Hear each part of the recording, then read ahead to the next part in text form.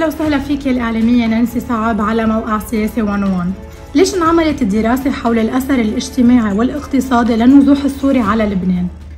بالواقع من 12 سنة تحديدا من أول ما بلشت الأزمة السورية والحرب بسوريا بالعام 2011 لحد اليوم ما في بين إيدينا كدولة لبنانية أرقام دقيقة. حتى المجتمع الدولي والدول المانحة اللي كتير تعاطت بموضوع النزوح كمان ما عندها دراسات بتقول قديش أثر النزوح السوري على لبنان.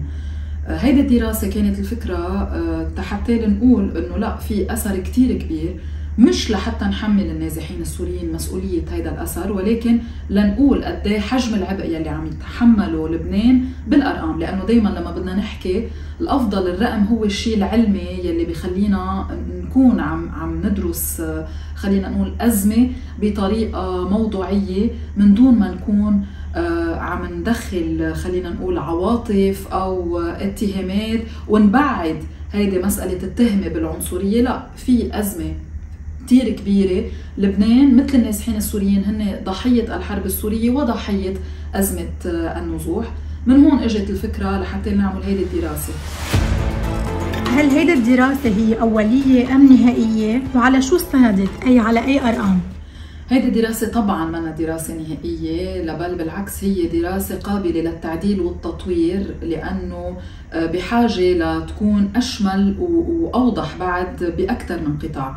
طبعا الأرقام يلي اعتمدت عليها منا أرقام وهمية، هي بدرجة أولى اعتمدت على أرقام تقارير وضعت من قبل المنظمات الدولية بشكل خاص البنك الدولي وغيرها من المنظمات، بالإضافة إلى أرقام من المؤسسات والوزارات اللبنانية. ولكن طبعا هيدي الأرقام كمان بتبقى أرقام ناقصة، لأن للأسف مش كل الإدارات اللبنانية بتملك أرقام نهائية حول هيدي الأزمة وأثر هيدي الأزمة. وبالتالي نحن قلنا أن دراسة أولية، لأنه فعليا نحن بعد بحاجة لنطورها بأرقام أكثر، هيك بيكون عندنا صورة أشمل عن أثر وعبء النزوح السوري على لبنان. وهيدي الدراسة الأولية بس خلينا نشير أنه انعرضت خلال مؤتمر التيار الوطني الحر يلي انعقد حول النزوح السوري تحت عنوان لن نتخلى عن أحد، Leave no one behind، يلي كمان هيدا السلوغان عمليا هو المجتمع الدولي كان استخدمه. وبالفعل بالخلاصة بيتبين أنه لبنان بالفعل ما تخلى عن حدا، يمكن لدرجة أنه وصل حتى يتخلى عن حاله كرمال ما يكون عم يتخلى عن حدا من النازحين السوريين. كم مرحلة اعتمدت هيدي الدراسة؟ خلينا نشير بداية أنه الدراسة اعتمدت رقم 1.5 مليون نازح استنادا لأرقام تقريبا يلي استقرت بالعام 2015 من بعد قرار الحكومة اللبنانية ب 23 تشرين الأول 2014 بوقف تسجيل النازحين السوريين لدى المفوضية العليا لشؤون اللاجئين UNHCR. وطبعا 1.5 مليون هن موزعين على 3 فئات: فئة المسجلين لدى UNHCR، فئة المدونين يلي هن طبعا عدد كبير لا يستهان فيه من النازحين يلي تلا عملية وقف التسجيل، وفئة غير المسجلين وغير المدونين، وبالخلاصة بيكونوا 1.5 مليون نازح. هيدي الدراسة اعتمدت 3 مراحل. مرحلة أولى هي بين 2012 وال 2014، يعني تحديدا عندما بدأ يستقر الرقم.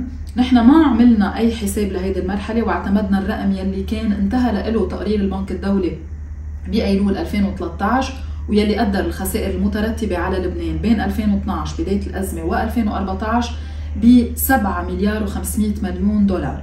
هيدي الدراسة ركزت إذن بحساباتها على المرحلتين الثانية والثالثة. المرحلة الثانية بين 2015 و2019، والمرحلة الثالثة من بعد حراك 17 تشرين الأول 2019 لحد اليوم. شو هي الأكلاف غير المباشرة وغير المحتسبة بالدراسة؟ مثل ما كنا عم نقول من البداية انه هيدي الدراسة اعتبرناها أولية لأن في أرقام كتيرة بعد منا واضحة وما قدرنا نحصل على كل الأرقام.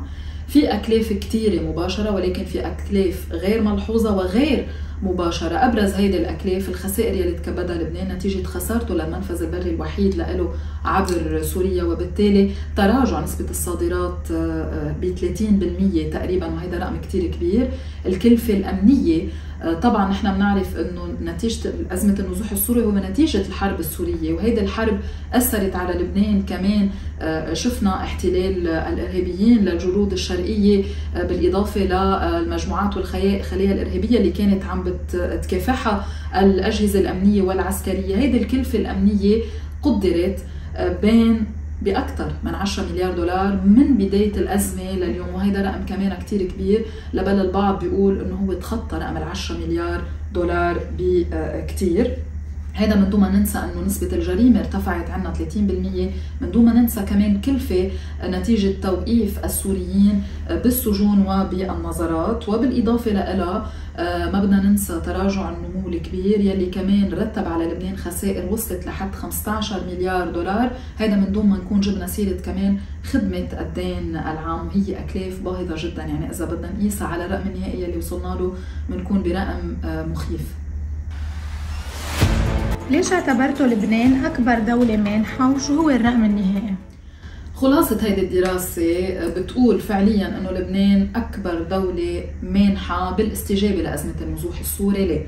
لأنه نحن بنتيجة احتساب كل الخسائر بكل القطاعات يلي كان أرقامها بين إيدينا بين المرحلة الأولى والثانية والثالثة من دون احتساب الأكلاف غير المباشرة، وصلنا لرقم هو بلغ 40 مليار و433 مليون دولار. هيدي الكلفة الدنيا، يعني الحد الأدنى من الأكلاف على لبنان.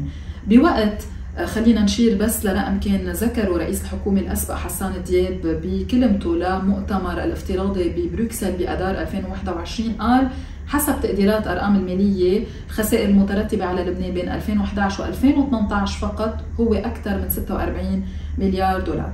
ليش لبنان أكبر دولة مانحة؟ أكيد لبنان أكبر دولة مانحة لأنه المجتمع الدولي كله مجمل مساهمته بالاستجابة لأزمة النزوح السوري من بداية الأزمة لليوم ما تخطى 12 مليار دولار، وبالتالي واضح إذا نحن عم نحكي عن حد أدنى هو 40 مليار و500 مليون دولار تقريبا، حكما بيكون لبنان هو الدولة المانحة الأكبر باستجابته لأزمة النزوح السوري. وهيدا بيتطلب تعويض على لبنان بالحد الأدنى وشطب ديونه أكيد كمطلب أساسي، ويفترض أنه الدولة اللبنانية تكون عم بتتابعه.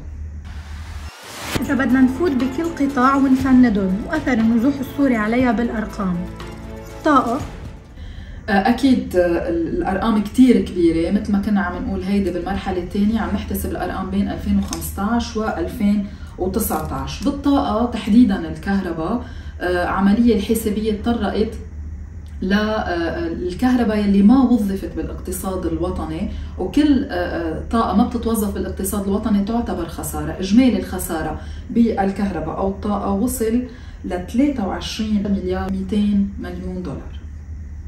قطاع المياه والصرف الصحي، قطاع المياه والصرف الصحي كمان كتير مهم، خصوصي انه في ضغط اضافي يعني على هذا الموضوع.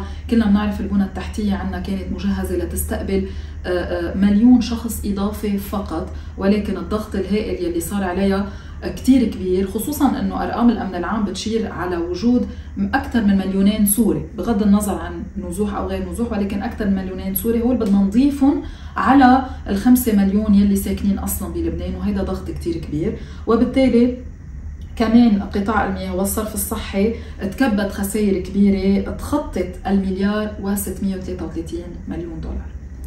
قطاع البيئه، قطاع البيئة في أكثر من عامل، في العوامل المباشرة والعوامل غير المباشرة. العوامل المباشرة دايما بيروح الحساب على معالجة النفايات الصلبة، كمان من بعد الكمية الكبيرة يلي أنتجت نتيجة النزوح السوري، بالإضافة إلى أثار غير مباشرة نتيجة تلوث الهواء والتدهور البيئي. وبالتالي كمان قطاع البيئي خسارته أو أثر النزوح السوري عليه تقريبا وصل ل 900 مليون دولار، يعني أقل من مليار دولار بشوي. قطاع النقل، بقطاع النقل كمان نتيجة الضغط والحركة المرورية الزايدة على الطرقات اللبنانية، هون كمان الرقم كبير جدا، أكثر من 1,500 مليون دولار بين 2015 و 2019. القطاع التربوي، تربويا بنحسب عمليا الأكلاف يلي تكبدتها الدولة اللبنانية نتيجة تعليم الطلاب السوريين بفترات قبل الظهر، بعد الظهر، وحتى بالتعليم الثانوي.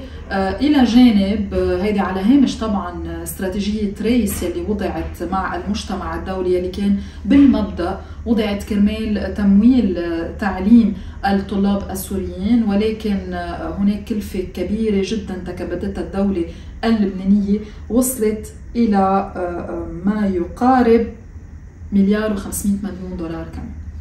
وأخيرا القطاع الصحي. القطاع الصحي من دون ما نحتسب كلفة الاستشفاء للنازحين السوريين يلي 75% فقط تتكلفها الدول المانحة، في كمان ضغط على البنى التحتية، هيدي الكلفة وصلت ل $611,000,000.